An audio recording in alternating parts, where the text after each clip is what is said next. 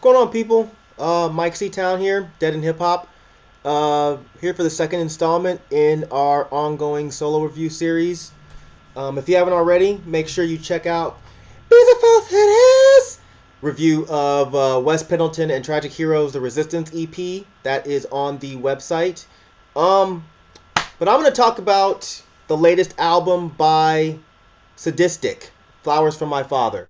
Sadistik's an MC out of Seattle, Washington. I've been keeping up with his career for a while now, and he's been always one of those MCs that comes off as very honest, very sincere, also has some real nice skills. But I'll be honest, I always liked him, but I didn't love him. But this record, in my opinion, is his masterpiece so far. I think Sadistik gets better and better with each release. And this one, man, damn near flawless, man. He's definitely dope on the mic, but he has something more to say than your standard, fucking bitches, getting money, driving cars. I don't know, what else do rappers talk about? Pixie sticks, fun dip, whatever. He's a lot deeper than your average rapper. It seems that the whole album is kind of based around the theme of loss, which, from my understanding, is due to him losing his father. And I think you really feel that. I think you feel the heaviness of this album, and not many albums can really accomplish that. And I appreciate that about this album. From the opening track, he starts off kind of talking a little bit about the pain of losing his father. He doesn't go real deep into it, but you feel what he's talking about. And I definitely feel like his style was elevated. When he said the shit about they talk about the neighborhoods and boroughs. I live instead inside my head, William S. Burroughs. I was like, man, I'm definitely gonna like this album. Then it moves into the Blue Sky Black Death produced track, Russian Roulette. And I was like, okay, this is definitely holding my attention. It seems to be a song about dating a self-deprecating type of girl, which, shit, man, I could write a fucking book about. So this definitely sunk in with me. And, he, again, Sadistik had some great lines on this track. I extinguish flames until hell fell dark, and bury bodies under floorboards like telltale hearts. I mean, who the fuck references Telltale Hearts? Like, that's dope, man. That's dope. And then Cage, of course, featured on this track, he comes in and he puts together a real nice verse. So yeah, altogether, it was a dope track. The only thing that kind of kept me from super loving it was I wasn't much of a fan of Yes Alexander on the hook. It didn't quite work for me. Her vocals didn't really fit. I kind of felt like it would have been better with Lottie Kessner, who did the hook on a couple other tracks on this album. But whatever, man. It's cool. She didn't ruin the track. Don't get me wrong. She didn't ruin the track. She didn't fuck it up. She just didn't. She didn't knock it home. She didn't seal it for me. Couple standout tracks. Let's talk about Snow White. I mean, that track is fucking incredible. I think that he's not doing your standard, drugs are bad type of song. I think he really kind of hits home with talking about girls or men, whatever, but in this instance, girls who are hooked on coke. In a world where, it's cool for rappers to talk about pushing coke and pushing drugs in general. It's nice to have an MC bring it back down to earth and be like, look, yeah, rappers like Rick Ross and Raekwon and some other whoever, they talk about pushing kilos, but in reality, man, that shit's not, it's not a fun thing. I've dated girls who were hooked on coke, and it's not fun. Just like he says, you're such a mess and your nose is bloody. Not everything is that party scene that everybody kind of likes to play up when it comes to drugs. I think that he really puts together a song that outlines that. Like I said, it brings it back down to earth. Another track that really stuck with me was Exit Theme, which, man, had my man Astronautilus featured. Another track that was just perfectly done to me. The way the production was mixed with the content of the song, mixed with the MCs themselves. I just think it fit perfectly. Astronautilus came through, and he just always lays down these perfectly poetic lines, and it fits so well with Sadistik and his perfectly poetic lines. The song seems to be about drinking, kind of to hide your pain or to cope with your pain. And I think Astronautilus and Sadistik did an amazing job covering that.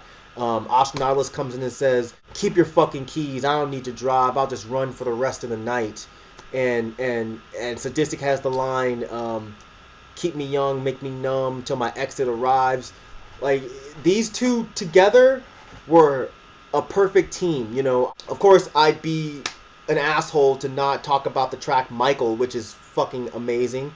Track about Michael Larson, aka Idea, who I didn't know this before, but apparently Sadistik was a very close friend of. Rest in peace, Idea. I think it's a really, really touching track. You know, talking about the loss of a friend, and especially an artist friend.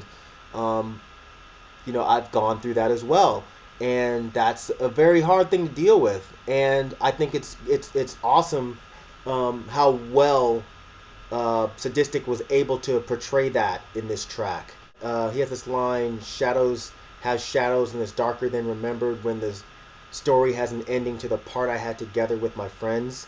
Man, it's a really, really home hitting line and a really deep track. I'm not one of those sentimental types that talks about people looking down from heaven, but if all that shit is true, I'm sure Idea is looking down being like, hell fucking yeah, man. You fucking did me right with that shit. You know what I'm saying? Towards the end of the album, it seems like the tracks get a little bit lighter.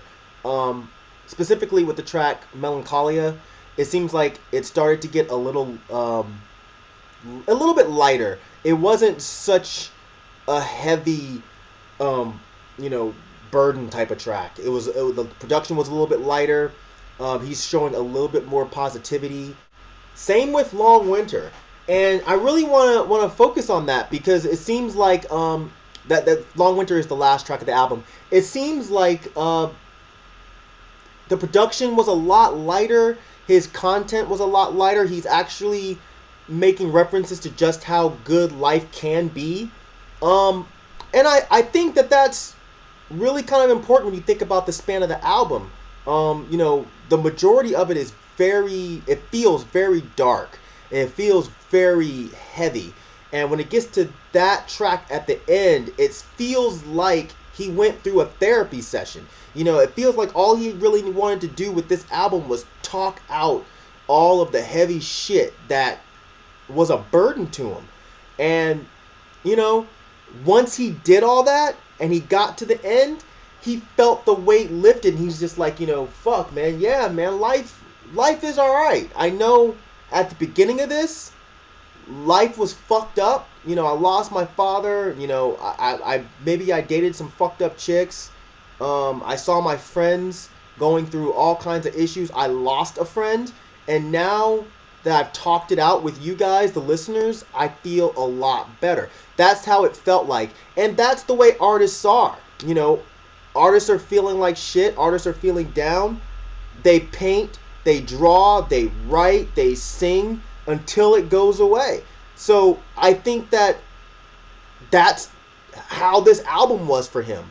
I don't want to speak for him because I don't know him personally, but that's how I took this. And I think that's really cool, man. That's really fresh that he can make you feel that. If that's what he was trying to portray, he did an amazing job doing it. I think this album would be just as good as a book of poems because the stories he tells, the words he uses, are just incredible. I think that he uses his words very wisely. He says, "Take the high road or be the roadkill." You know, his ability to put lines together without being overly complex, but still making you think for a minute. I think that's really dope. That's really dope. It's rare that you get an MC that's this personal without being corny. And it's rare that you get an album that's this heavy without being difficult to listen to. The production mixed with the content, mixed with the way he rhymes, I think all of that shit fit perfectly to make a really well put together and cohesive album. I'll say like I can't remember if it was the third or the fourth time I was listening to it. I was at work, and I remember I just got into it so hard, man. I'd gotten through like 4 or 5 tracks before I realized I had not done a single bit of work. I had been staring out the window.